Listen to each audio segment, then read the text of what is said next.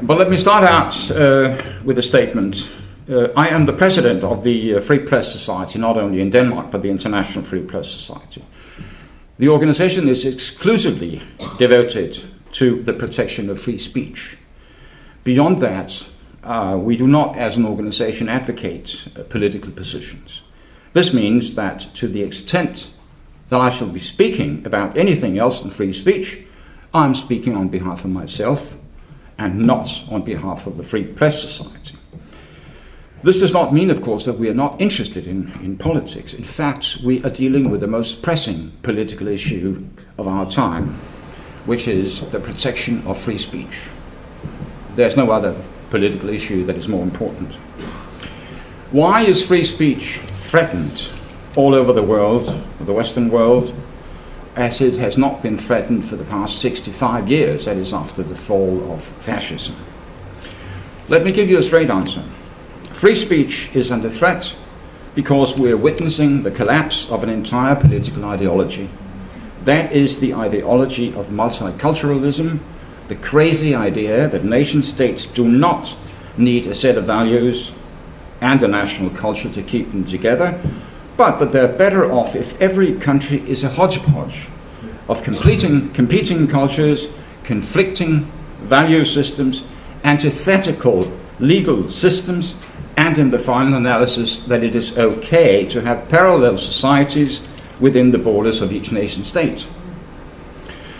Because of this strange ideology, the peoples of Europe are being told that they belong to the extreme right if they think that they own their country.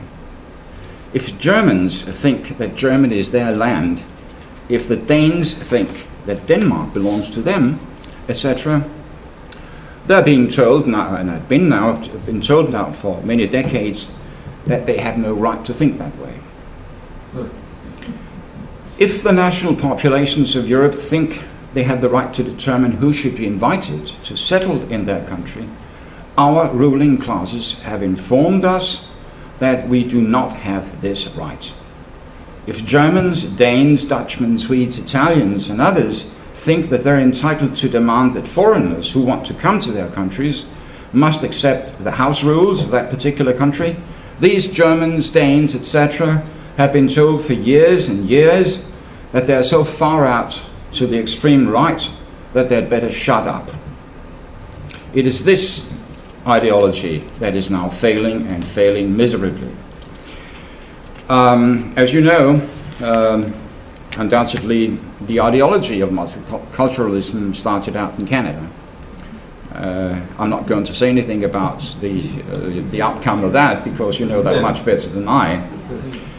But let me talk about the situation in Europe. Many European countries have historical minorities, that is, peoples that have lived there for centuries and may legitimately claim a birthright to the land. Take my own country, Denmark. Our present border with Germany is the outcome of several wars, most of which we lost, unfortunately, and was drawn in 1920. South of the border lives a Danish minority whose ancestors have been there for as long as we can look back into history. That means more than 1,000 years. Not all of the German Danes are Danish speaking, but they feel Danish and they want to maintain kinship with their countrymen north of the border. On our side of the border, that is in Denmark, there's a German minority with equal ancestry. They've been there for as long as the Danes have, and they have a right to be there.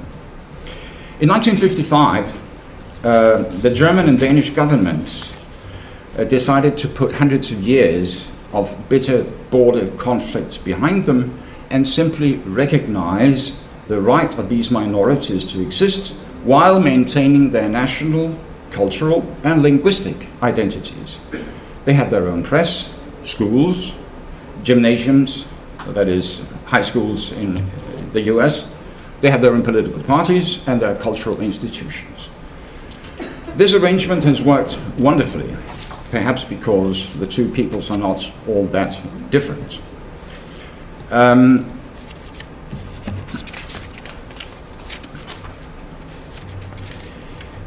Let me give you an example of how it works. In the recent municipal elections in the German town of Flensburg, just below the border, a town of 85,000 people, perhaps 25% of which are Danes, the majority of the voters recently elected a Danish mayor. That means that most of his votes come from Germans. They simply thought he was the best man for the job. Germans in Denmark have served proudly in the army, many of them in the Royal Life Guards, which is the most illustrious regiment in the Danish army. And the German minority is fiercely loyal to our Queen Margaret. If that is what multiculturalism means, I can only say it's a good thing. However, that is not what multiculturalism means today. Today the concept is not an expression of the rights of historical peoples to maintain their culture within the bounds of their ancestral homelands. It is tantamount to a perceived right of recent immigrants to live and to organize themselves in accordance with the cultural, political, and legal norms obtaining in their country of origin. In fact, multiculturalism today can be characterized as a form of colonialism. That is, the right of people who do not want to assimilate to set up parallel societies where the writ of host nation does not run. This newfangled multiculturalism is, of course, closely linked to another pernicious concept, that of cultural relativism. The notion that no culture is better than any other. Western-style democracy, the rule of law, personal freedom, equality of the sexes, etc., is no better than Islamic theocracy. And if people claim anything else, if they say that our Western culture is better than their retrograde, deeply reactionary and vicious norms, they are accused of hate speech and racism, and sadly all too often dragged into court. Cultural relativism has pretty much become the ruling concept in Western Europe since the early 1970s, when, as the famous historian Batty Orr has demonstrated in her seminal work, Euradia, you may know it, otherwise you ought to read it, the European Union entered into a compound with the House of Islam to the effect that Muslim immigrants should have the right to organize themselves as the Sharia dictated, and that no attempt would be made or should be made to make them integrate or assimilate. That is the basis of this compound, this understanding, which the forerunner of the EU reached with the Arab and Muslim states in 1973. Recently, some Muslim organizations in England demanded that areas with a heavy concentration of Muslims should have the right to secede and set up their own emirates, ruled by Sharia law. It's a question of the free areas of England. This is really only a logical extension of the fact that Sharia courts have been functioning for quite a while. In countries such as France, Sweden, and Denmark, there are sections of cities where the legal authorities dare not enter without heavy police protection, and where the Sharia is for all practical purposes in control.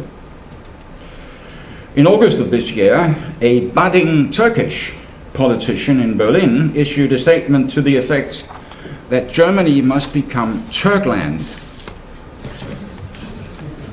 I have a dream, he wrote, a free and independent Turkland instead of Deutschland, it will be a Turkland. As one of the instruments of this transformation, he proposed that Turkish men should get themselves German wives who could bear them many children in order that Germany might be, as he said, renewed within the span of not more than 2 generations. It is no wonder that a growing number of Western Europeans are getting nervous. This is the reason why Western leaders, as Bjorn mentioned, such as Angela Merkel in Germany, Nicolas Sarkozy in France, David Cameron in England, have recently admitted that multiculturalism has not been such a good idea.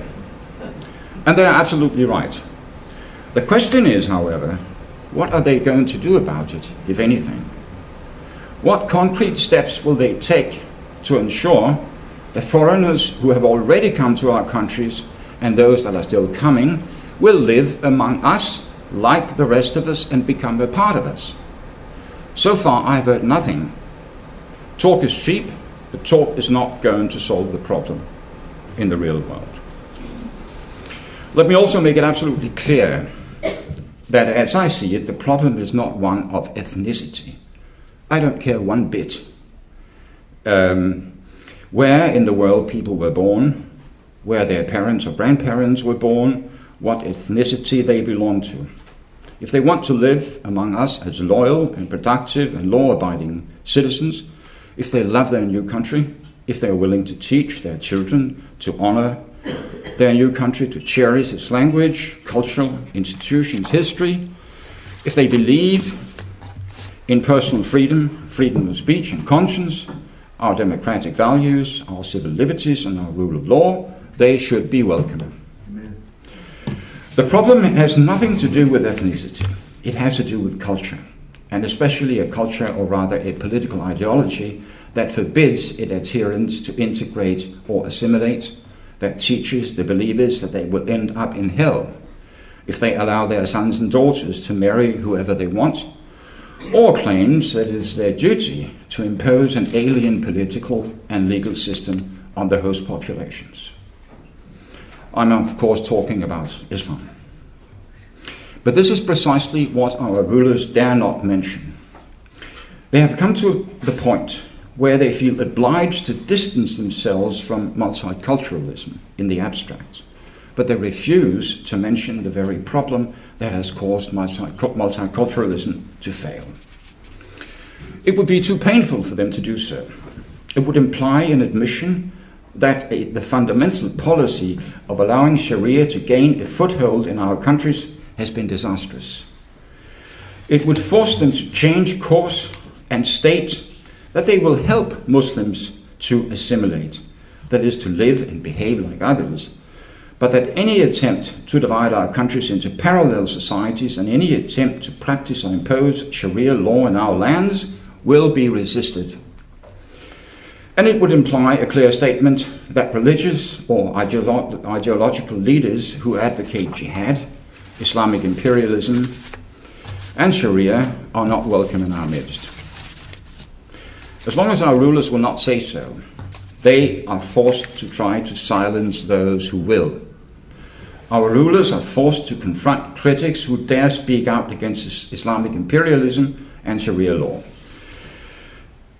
That is the real reason behind a long line of court cases with which our rulers have attempted to silence their critics. And that is why a growing number of Western European countries have articles in their penal codes that criminalize so-called hate speech, so-called racism, and denigration of religions. That is the reason why they have invented the ridiculous concept of Islamophobia. And that is why they have reinterpreted the concept of racism to include criticism of Islam and Muslim culture. For that very same reason, people like Brigitte Bardot in France, Oriana Fallaci in Italy, Geert Wilders, Elisabeth Sabarich-Wolf in Austria, Mark Stein, Ezra Levant, Jesper Langballe, my colleague, and myself, and many others that I cannot mention here, have been hit with time-consuming and costly court cases. To sum it up, that is the reason why freedom of speech is under threat and probably will be for some time to come. This fact also provides us with a clear indication of what we must do, regardless of our political persuasion and whether we are Christian, Jews, Buddhists, Hindus, secular Muslims, atheists, or whatever. Our primary obligation today and for the foreseeable future is the unconditional defense of free speech. As long as we maintain our constitutional right to speak freely and without fear, we shall be able to speak the truth, and where truth is spoken, it will eventually prevail. Thank you.